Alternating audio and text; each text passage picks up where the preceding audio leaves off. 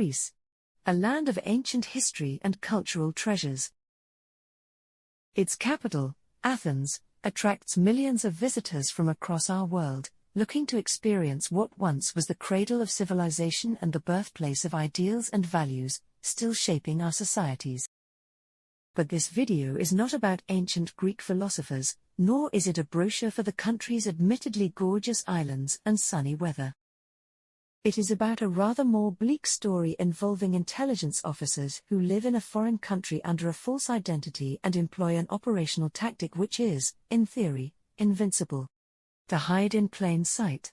They are called illegals.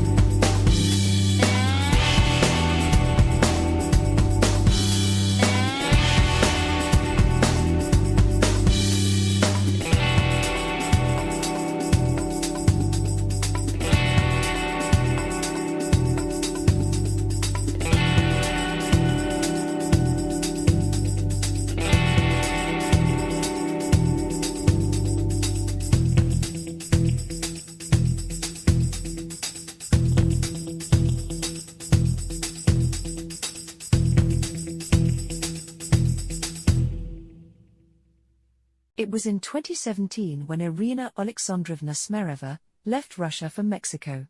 Her purpose of visit was not vacation and sightseeing, as Irina was not a regular traveler. She was a trained member of Russia's Foreign Intelligence Service, SVR. It was there where she would acquire a forged passport, required to enter her next, main destination. Greece.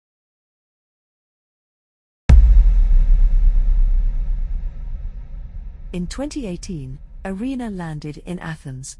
At customs control, she presented her forged passport with the personal details of her newly adopted identity. Irina has now become Maria Tsala. Her new name was part of her legend, crafted to support her cover while operating in Greece.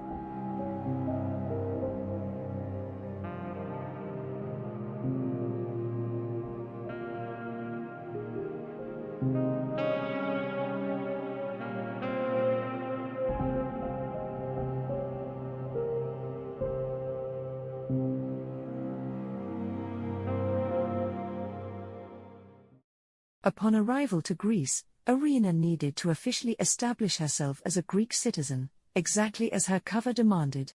In November 2018, Irina went to the civilian registration office of the municipality of Alaveri, in the island of Evia, to register. She presented herself as Maria Tsala, a 27-year-old woman, child of immigrant parents, claiming that she has never met her father. After being asked about the reasons she came to Greece, she claimed she had returned, after she left the country at a very young age, to discover her roots. Irina presented a birth certificate with the date of birth December 9, 1991. The birth certificate was originally filed at the birth register of the municipality of Marousi, in Athens. One of the supporting documents required for Irina's registration at the municipality was proof of residence in Alaveri. One of Irina's friends, a lawyer taking up cases of immigrants trying to settle in Greece, presented a forged unsigned rental agreement on behalf of Irina, and at a later time, a lawyer's relative presented a similar document for that purpose. The municipal employee initially refused to proceed without sufficient evidence of Irina's claims. She made 2 requests of information, one of them filed in November 5, 2018, to the Ministry of the Interior regarding the case of Irina, and proceeded with her application after she received official approval. On December 21, 2018, Irina's application was finally approved. 3 days later, on December 24, 2018, Irina filed an application for the issuance of a Greek identity card from the Alaveri Police Department. In order to complete the process, Irina needed a witness to verify the information she provided to the registry office. That person was a 78-year-old man who 30 years ago lived in Mesapia municipality in Evia, and was a neighbor with a couple with the surname Tsala, who had a baby. The woman was originally from Greece and the husband from Latin America. At some point the family moved away and contact was lost. However, earlier in 2018, the elderly man received a phone call from a woman claiming to be the mother of Maria Tsala, who informed him that her child is returning to Greece to study and she would need someone as a witness to verify the authenticity of the documents she would provide to the authorities, because her father was dead. The man responded to the request, went to Evia, certified the information, and the police department issued the identity card.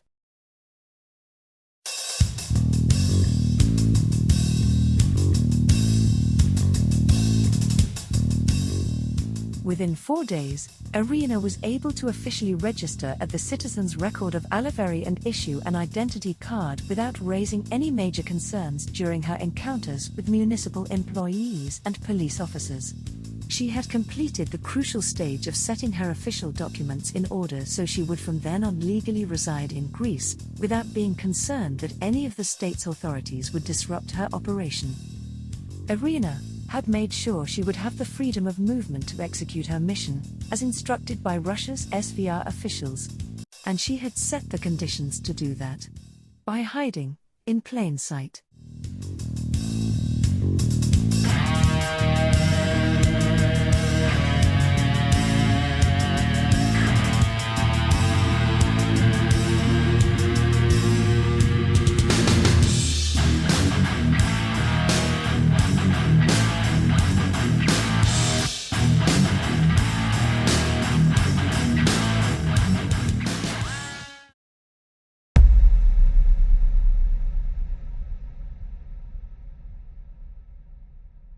In 2019, Irina lives in Athens, in short-term rental accommodation, and spends her time learning Greek at a tutoring center in Monastiraki, one of the oldest neighborhoods of Athens, located at the heart of the city. The vibrant atmosphere and architecture of the neighborhood was ideal for Irina to mingle among the crowds and get accustomed to the new environment and exercise one of her hobbies, photography. Irina was fluent in several languages including English, German, and French, and during the first months of her stay in Athens she spoke mostly English. However, it didn't take long before she learned Greek well. In February 2020, Irina rented an apartment on the second floor of a residential building at 6 Arianou Street in Pagrati, Athens.